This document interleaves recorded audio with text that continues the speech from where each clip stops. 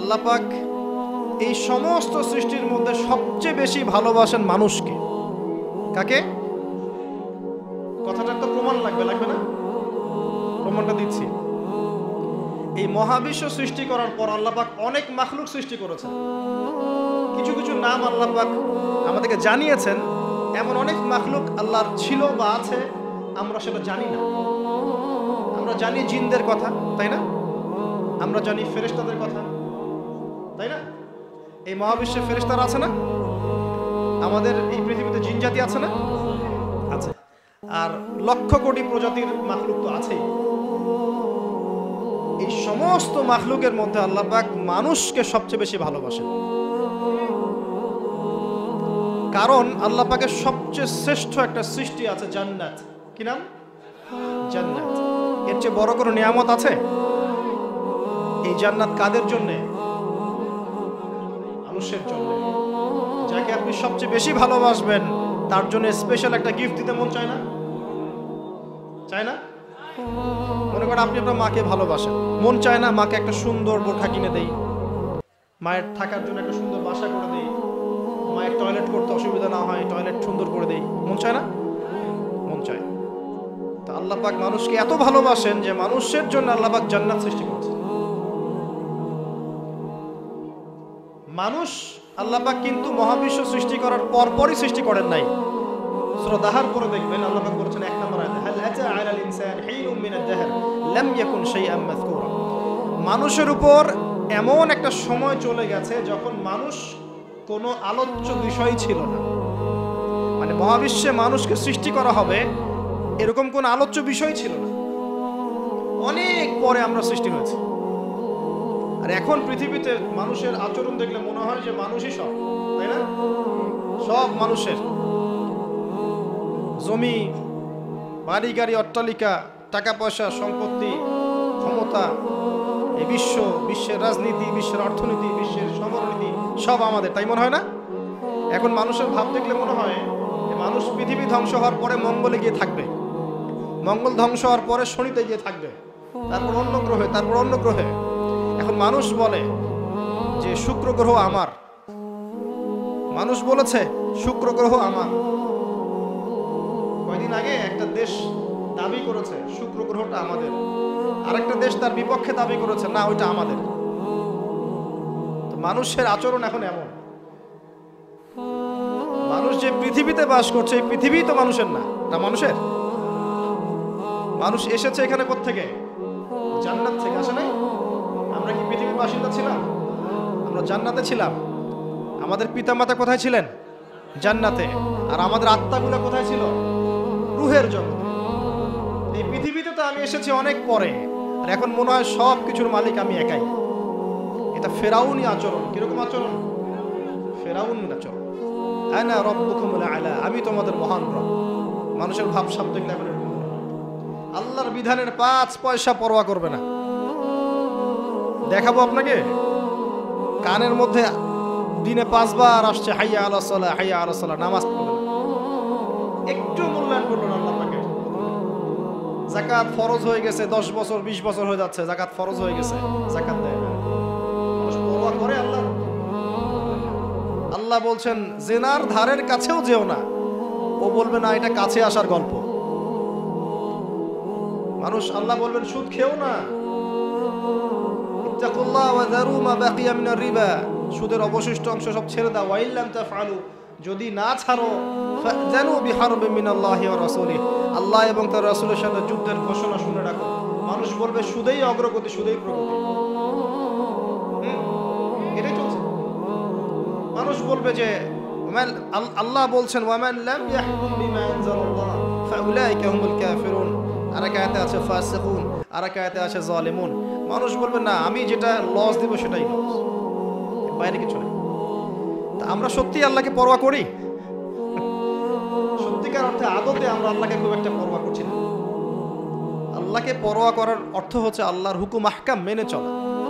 যদি আমি আল্লাহর হুকুম আহকামগুলো মেনে চলি তবেই প্রমাণ হবে হ্যাঁ আমি আল্লাহকে পরোয়া করছি। আসেন, মানুষকে আল্লাহ পাক সৃষ্টি করেছেন অনেক পরে, সৃষ্টি করার ঘটনাটা আল্লাহ পাক সূরা সদের মধ্যে একটু সুন্দর করে বলেছেন, মানে অন্য ঘটনার চাইতে আরো বেশি সুন্দর করে। এটা আমার মত, প্রতিটাই সুন্দর, এটা আমার কাছে বেশি ভালো লাগে। কারণ এখানে আল্লাহ আরেকটা শব্দ বলেছেন যেটা অন্য জায়গায় বলেন নাই।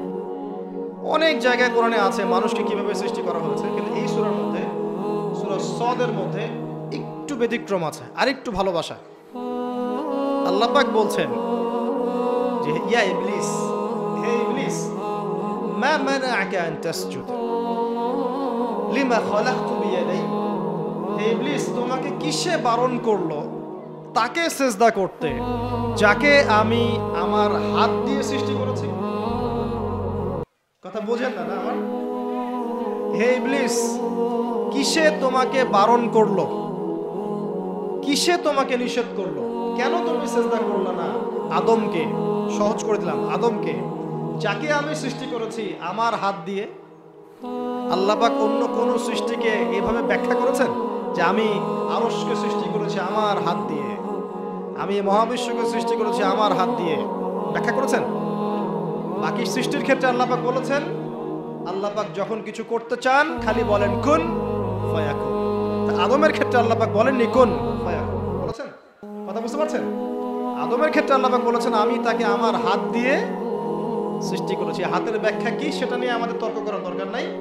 মূল কথা হচ্ছে এখানে আল্লাহ পাক ভালোবাসা বুঝিয়েছেন।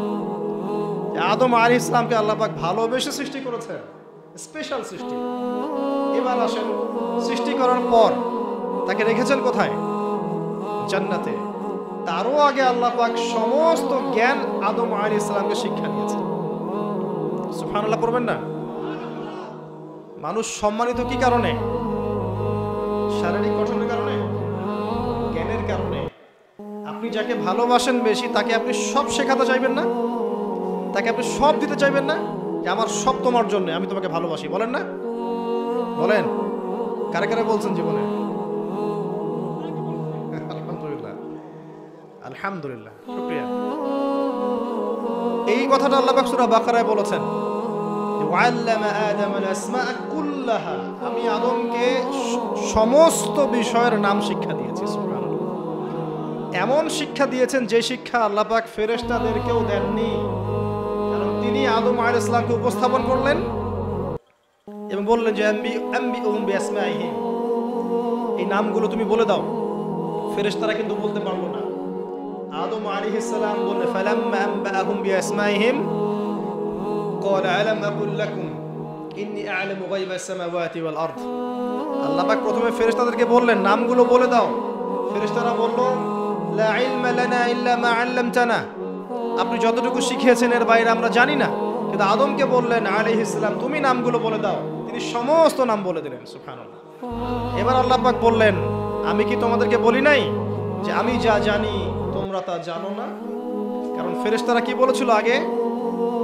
আতাজআলু ফিহা মান ইউফসিদু ফিহা ওয়া ইয়াসফিকু দিমা, আপনি কি এমন কোন সৃষ্টি পৃথিবীতে পাঠাতে চাচ্ছেন খলিফা করে যে পৃথিবীতে ফাসাদ সৃষ্টি করবে আর রক্তপাত ঘটাবে? ফেরেশতারা নেগেটিভ কথা বলেছিল। আল্লাহ পাক সেই ফেরেশতাদের সামনেই আদম আলাইহিস সালামকে সম্মানিত করলেন জ্ঞানের মাধ্যমে। কিসের মাধ্যমে? ফেরেশতারা যে কথাটা বলেছিলেন সেটা কিন্তু বাস্তব। পৃথিবীতে এখন কিন্তু মানুষ এই দুইটা কাজই করছে। বেশিরভাগ মানুষ কি করছে? হয় রক্তপাত ঘটাচ্ছে, না হলে ফিতনা ফাসাদ সৃষ্টি করছে।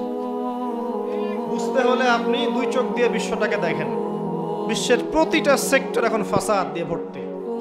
প্রতিটা সেক্টর এমন একটা লেভেলে চলে আসছে ফাসাদ যে একটা নিউক্লিয়ার ওয়েপন্স, একটা পারমাণবিক বোমা যদি ফাটে পৃথিবীতে, পৃথিবীর রূপরেখা চেঞ্জ হয়ে যাবে।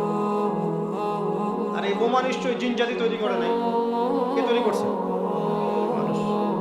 এর মধ্য দিয়ে কি মানবতার কল্যাণ হবে যদি একটাও ফাটে? কখনো 47-এর দিকে ফেটেছিল না দুইটা? কোথায় কোথায়? জাপানে, হিরোশিমায়, আর কোথায়? বোমাগুলোর নাম বলতে পারবেন? হ্যাঁ, মাশাআল্লাহ, মাশাআল্লাহ, লিটল বয় আর ফ্যাট ম্যান। এখন পর্যন্ত জাপানের নাগরিক যারা আছেন এর যে বিষক্রিয়া, এর দ্বারা ইফেক্টেড, তারা এখন বংশ পরম্পরায় এটা চলছে। আর এখন যে পারমাণবিক অস্ত্রগুলো আছে এগুলো শক্তি তখনকার চাইতে 1000 গুণ বেশি শক্তিশালী। রাশিয়া সেদিন বলেছে আমাদের কাছে এমন ক্ষেপণাস্ত্র আছে যেটা শব্দের গতির চাইতেও বেশি গতিতে যেতে পারে। শব্দের হার্স কত আপনারা জানেন, সায়েন্সের ছাত্র আছেন এখানে, দেখবেন। যাই হোক, আমাদের মূল পয়েন্টটা হচ্ছে পৃথিবীতে মানুষ বিভিন্নভাবে ফাসাদ সৃষ্টি করছে, সামরিকভাবে, ইকোনমিক্যালি, পলিটিক্যালি, এডুকেশন সেক্টরে, সংস্কৃতির নামে বিভিন্নভাবে মানুষ ফাসাদ সৃষ্টি করছে। দলিল আল্লাহ কোরআনেই দিয়েছেন, যাহারাল ফাসাদু ফিল বাররি ওয়াল বাহরি বিমা কাসাবাত আইদিন নাস। জলে স্থলে যত বিপর্যয় ছড়িয়ে পড়েছে এগুলো মানুষের হাতের কামাই। কার হাতের কামাই? আর আল্লাহর কথাকে আপনি চ্যালেঞ্জ করবেন? এটা সূরা রুমের মধ্যে আছে, পড়ে দেখেন। আসেন, আল্লাহ পাক মানুষকে জ্ঞান শিক্ষা দিলেন, এটা ভালোবাসা নিদর্শন। শুধু তাই না, এবার আল্লাহ পাক সমস্ত ফেরেশতাদের সামনে উপস্থাপন করে আল্লাহ পাক বলছেন যে ওয়াইজ কুলনা লিল মালাইকাতি ইসজুদু লি আদম, হে ফেরেশতারা তোমরা আদমকে এখন সিজদা করো। কি করো? সিজদা করো। আপনি যাকে ভালোবাসবেন নিঃসন্দেহে আপনি চাইবেন তাকে বড় মারুক, তাকে আমি বড় করি, সবাই তাকে ভালো বলুক, আপনি চাইবেন।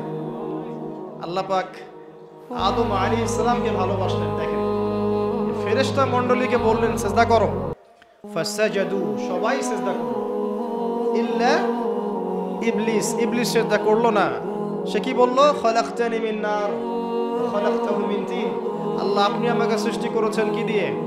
আগুন দিয়ে, আর আদমকে সৃষ্টি করেছেন কাদা মাটি দিয়ে, আমি কেন তাকে সিজদা করতে যাব? আবা ওয়াস্তাকবারা, সে উদ্ধত আচরণ করলো, অহংকারী হলো, এবং এই একটা কারণেই আল্লাহ পাক তাকে চিরস্থায়ী লানত করলেন, চিরস্থায়ী জাহান্নামী ঘোষণা করলেন। ইবলিস চ্যালেঞ্জ করলো যে আমি আদমকে এবং আদম সন্তানদেরকে বিভ্রান্ত করবই, পথভ্রষ্ট করবই, আমি ডান দিক থেকে আসবো। সূরা আরাফ পড়ে দেখেন, ডান দিক থেকে আসবো, বাম দিক থেকে আসবো, সামন থেকে আসবো, পিছন থেকে আসবো, আমি তাদেরকে পথভ্রষ্ট করেই ছাড়বো। আল্লাহ পাক বলে দিলেন যারা তোকে অনুসরণ করবে আদম সন্তানদের মধ্য থেকে, ওদের সবাইকে দিয়ে আমি জাহান্নাম পূর্ণ করবো। নাউযুবিল্লাহ।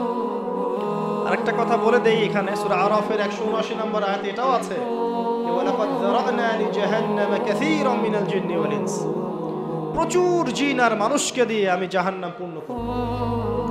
প্রচুর জিন আর মানুষকে দিয়ে আমি জাহান্নাম পূর্ণ করব। কত জিন আর কত মানুষ আমি জিনের হিসাব জানি না, মানুষেরটা জানি। প্রতি হাজারে 999 জন জাহান্নামে যাবে, বলেন নাউযুবিল্লাহ। সহিহ বুখারীতে 4 বার হাদিসটা এসেছে, প্রতি হাজারে 999 জন, মানে ম্যাক্সিমাম। এটা ম্যাথমেটিক্যালি হিসাব করার দরকার নাই, এর মানে হচ্ছে অধিকাংশ মানুষই কি করবে? জাহান্নামে যাবে। এবং এটা আমাদের উম্মতের ক্ষেত্রে এসেছে, 73টা দল হবে, আছে না? 72 দল কোথায় যাবে? জাহান্নামে। এটা বোঝানো হচ্ছে বেশিরভাগ মানুষই কোথায় যাবে? জাহান্নামে। অপরাধ কি ছিল? অপরাধটা বলা আছে এই আয়াতে। 1 নাম্বার, লাহুম কুলুবুন লা ইয়াফকাহুনা বিহা, অপরাধ ছিল যে আল্লাহ পাক হৃদয় দিয়েছিলেন, উপলব্ধি করে নাই। কলব দিয়েছিলেন, উপলব্ধি করেনি, জাহান্নামে যাওয়ার কারণ। ওয়ালাহুম আযানুন লা ইয়াসমাউনা বিহা, কান দিয়েছিলাম, শুনেনি। ওয়ালাহুম আ'য়ুনুন লা ইউবসিরুনা বিহা, দু চোখ দিয়েছিলাম, দেখেনি। হৃদয় দিয়েছি, উপলব্ধি করে নাই, 1 নাম্বার কারণ। কান দিয়েছি, শুনে নাই, চোখ দিয়েছি, দেখে নাই। উলাইকা কাল আনআম, এরা হচ্ছে গবাদি পশু। এটা আল্লাহর কথা, আমার প্রতি রাগ করবেন না। আল্লাহ বলেছেন তারা হচ্ছে গবাদি পশুর মতো, দে আর জাস্ট লাইক ক্যাটলস, বাল হুম আদাল, বরং এর চাইতেও এরা নিকৃষ্ট এবং জঘন্য। উলাইকা হুমুল গাফিলুন, এরা হচ্ছে গাফেল সম্প্রদায়। আল্লাহর আয়াতগুলো আমাদের কলিজায় আঘাত লাগে না? এখন আমাদের কলবগুলো অনেক শক্ত হয়ে গেছে, মাশাআল্লাহ। সুম্মা কাসাত কুলুবুহুম, একটা আয়াত আছে না সূরা বাকারার মধ্যে, ওয়াহিয়া কাল হিজারাতি আও আশাদ্দু কাসওয়া, পাথরের মতো শক্ত হয়ে গেছে, বরং তার চেয়েও বেশি শক্ত হয়ে গেছে। দেখবেন আল্লাহর আয়াতগুলো যখন আপনার কলিজায় আঘাত করবে না, শক্ত হয়ে যাবে, বুঝবেন আপনার কলবে 2টা জিনিসের অভাব আছে। একটা হচ্ছে আপনার কলব নিয়মিত পরকালকে স্মরণ করে না, নিয়মিত আপনার কলব মৌতকে স্মরণ করে না। দুই নাম্বার হচ্ছে আপনার কলবে কোরআনের তেলাওয়াত পৌঁছাচ্ছে না। এই দুটোই কারণ। কারণ নবী সাল্লাল্লাহু আলাইহি ওয়াসাল্লাম বলেছেন, পাপ করলে কলবের মধ্যে কালো দাগ পড়ে। এভাবে পাপ করতে করতে করতে করতে কলবটা কলুষিত হয়ে যায়, দুর্গন্ধ বের হয়, কুৎসিত হয়ে যায়। যদি মানুষ তওবা করে কালিমা মুছে যায়, তওবা না করলে এটা বাড়তে থাকে। নবীজি বলছেন, আমি কি তোমাদেরকে জানিয়ে দিব কোন কাজ তোমার কলবের মরিচা দূর করবে? সাহাবীরা বললেন, অবশ্যই ইয়া রাসূলুল্লাহ। তিনি তখন এই দুইটা কাজ বলেছেন। এক নাম্বার, বেশি থেকে বেশি কোরআন তেলাওয়াত এবং মওতের স্মরণ তোমার কলবকে পরিষ্কার করে দিবে। এই দুটো কাজ আমরা করতে চাই না। এখনকার সভ্যতায় গিয়ে দেখবেন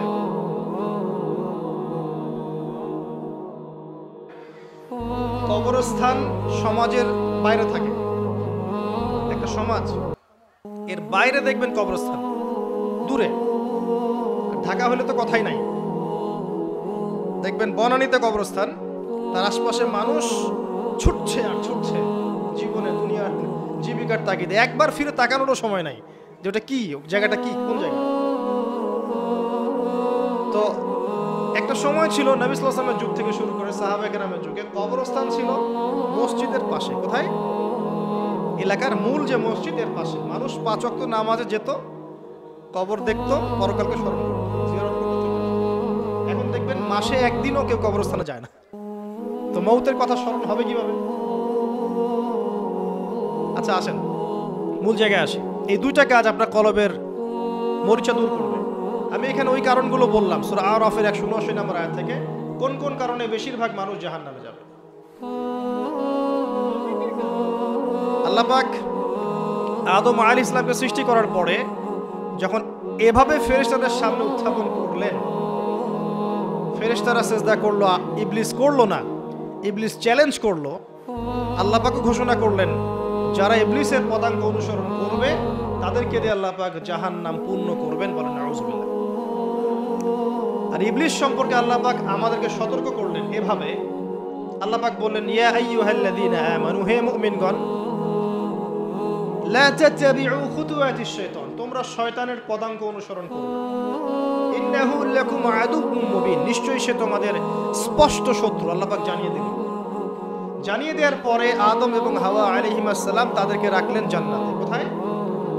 যাকে আপনি ভালোবাসবেন তাকে সবচেয়ে শ্রেষ্ঠ গিফট দিতে চাবেন, প্রমাণ।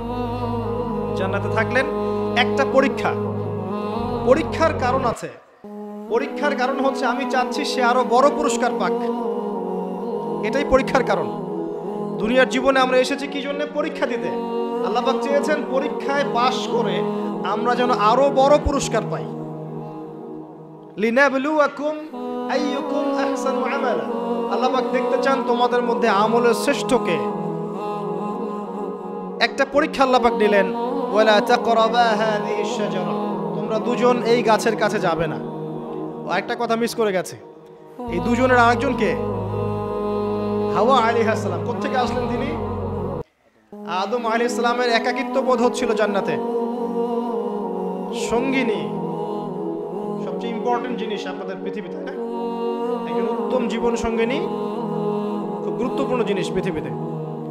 সে যদি ভালো হয়, নেককার হয়, সৎ হয়, আপনি দুনিয়াতেই জান্নাতে থাকবেন ইনশাআল্লাহ। আর সে যদি বদকার হয়, দুশ্চরিত্র হয় এবং আল্লাহ এবং তার রাসূলের বিরুদ্ধাচরণ করে, আপনার আনুগত্য না করে, আপনি দুনিয়াতেই জাহান্নামের ফ্লেভার পাবেন ইনশাআল্লাহ। তো হাওয়া আলাইহিস সালামকে সৃষ্টি করা হয়েছে আদম আলাইহিস সালামের কোত্থেকে? পাঁজরের হাড় থেকে। এখানে একটা কথা মনে পড়লো, এটা বলার লোভ সামলাতে পারছি না। এই হাড়ের ব্যাপারে নবী সাল্লাল্লাহু আলাইহি ওয়াসাল্লাম একটা কথা বলেছেন। তিনি বলেছেন তাদেরকে মানে বুঝে নেন কাদেরকে? তাদেরকে সৃষ্টি করা হয়েছে বক্র হাড় থেকে, বাঁকা হাড় থেকে। কাদেরকে? যদি জোর খাটাতে চাও তাহলে হাড়টা পটাশ করে ভেঙে দেবে, আর যদি ওই অবস্থায় ছেড়ে দাও তাহলে সে বক্রই থেকে যাবে। তার সাথে উত্তম নসিহতের মধ্য দিয়ে জীবন পার করতে হবে, এবং এটা খুব ডিফিকাল্ট। দুনিয়াতে সবচেয়ে বড় পরীক্ষাগুলোর মধ্যে একটা এটা। বক্রহারকে নিয়ে জীবন চলা, এটা সবচেয়ে বড় পরীক্ষাগুলোর মধ্যে একটা। এখানে আল্লাহ পাক যার প্রতি রহম করবেন সে ইনশাআল্লাহ তাআলা দেখবেন দুনিয়াতেই জান্নাতের ফ্লেভার পাবে। আর দেখবেন যার ঘরে সৎ স্ত্রী নাই, বদকার স্ত্রী আছে, সেই পৃথিবীতেই জাহান্নামের স্বাদ পায়। বলেন নাউজুবিল্লাহ। আমরা দোয়া করি সবার ঘরে ঘরে যেন আল্লাহ পাক নেককার সৎ স্ত্রী দান করেন। আল্লাহুম্মা আমিন। তো হাওয়া আলাইহিস সালাম এবং আদম আলাইহিস সালামকে আল্লাহ পাক রাখলেন কোথায়? জান্নাতে। আপনি ঘুম আসতেছে? আমি কিন্তু অনেক কষ্ট করে কথা বলছি। তো জান্নাতে রাখলেন, একটা পরীক্ষা, গাছের কাছে যাবে না। এই গাছের নাম কি এটা বড় কথা নয়, এই গাছের নামটা কি এটা কিন্তু বড় কথা নয়, মূল কথা হচ্ছে পরীক্ষাটা কি। গাছের কাছে যাবে না। গাছের কাছে তারা গেলেন কিভাবে? শয়তান তাদেরকে কি করলো? প্রলোভিত করলো। এক পর্যায়ে তারা আল্লাহর এই বিধানের কথাটা ভুলে গেলেন এবং সেই নিষিদ্ধ গাছের কাছে চলে গেলেন। এবার আল্লাহ রাব্বুল আলামিন এর আদেশ লঙ্ঘন করার কারণে আল্লাহ পাক নারাজ হলেন। নারাজ হওয়ার পরে আল্লাহ পাক তাদেরকে জান্নাত থেকে কি করলেন? পৃথিবীতে নামিয়ে দিলেন। নামিয়ে দেওয়ার আগে একটা ঘটনা ঘটেছে, সেটা হচ্ছে আদম আলাইহিস সালাম অপরাধ করার পরে প্রচন্ড রকমের অনুতপ্ত ছিলেন। তিনি এত অনুতপ্ত ছিলেন যে কোন ভাষায় তিনি আল্লাহর কাছে তওবা করবেন, কিভাবে আল্লাহর কাছে অনুশোচনা প্রকাশ করবেন, এই ভাষাটা পর্যন্ত তার জানা ছিল না। আল্লাহ পাক কোরআনে বলছেন ফাতালাক্কা আদামু মির রাব্বিহি কালিমাত ফাতাবা আলাইহি। আল্লাহ পাক আদম আলাইহিস সালামকে তওবার কালিমা শিখিয়ে দিলেন। সুবহানাল্লাহ। কোন কালিমা দিয়ে তুমি তওবা করলে আমি সন্তুষ্ট হব সেটা আল্লাহ শিখিয়ে দিয়েছেন। এটা কি ভালোবাসার নিদর্শন নয়? এটাও একটা ভালোবাসার নিদর্শন যে তিনি আদম আলাইহিস সালামকে ভালোবাসেন, তওবার বাক্যগুলো শিখিয়ে দিয়েছেন। বলেন সুবহানাল্লাহ। এই তওবার বাক্য কোনটা ছিল? রব্বানা যালামনা আনফুসানা ওয়া ইল্লাম তাগফির লানা ওয়া তারহামনা লানাকুনান্না মিনাল খাসিরিন। এই বাক্য আল্লাহ শিখিয়ে দিয়েছেন। সুবহানাল্লাহ। এই বাক্য দিয়ে আদম আলাইহিস সালাম তওবা করলেন, আল্লাহ পাক তওবা কবুল করলেন, কিন্তু সীমা লঙ্ঘন করার কারণে নামিয়ে দিলেন কোথায়? পৃথিবীতে। এবং পৃথিবীতে আদম আলাইহিস সালাম, হাওয়া আলাইহিস সালাম, ইবলিস তাকেও নামিয়ে দেওয়া হয়েছে। এবার পৃথিবীতে আল্লাহ পাক দিলেন একটা হায়াত, কারো 100, কারো 200, কারো 30, কারো 40, কারো 10, 20, আল্লাহু আলাম, কারো 2000, 1000, 5000, এমনও হায়াত ছিল। এটা আল্লাহ জানেন ভালো। এই সময়টুকুতে আল্লাহ পাক অফুরন্ত নিয়ামত দিলেন, হায়াত দিলেন, পরিবার দিলেন, রিজিক দিলেন, বাসস্থান দিলেন, এমন প্রতিটা বস্তু যা এই জীবনে, এই দুনিয়ার জীবনে প্রয়োজন, আল্লাহ পাক সব কিছু দিলেন। এগুলো কি ভালোবাসার নিদর্শন নয়? ভালোবাসার নিদর্শন। এবং আল্লাহ পাক একটা দর্শন দিলেন, ফিলোসফি, একটা মূলনীতি। মূলনীতি শোনেন, সূরা বাকারার 38-39 নম্বর আয়াতে আছে।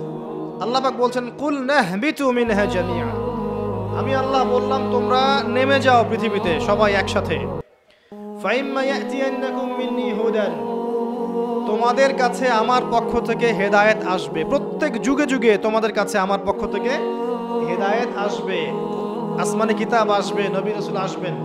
ফামান তাবিআ হুদায়া, যারা আমার হেদায়েতকে অনুসরণ করবে, মেনে চলবে, ফালা খাউফুন আলাইহিম ওয়ালা হুম ইয়াহজানুন, তাদের কোনো টেনশন নাই, কোনো দুশ্চিন্তা নাই।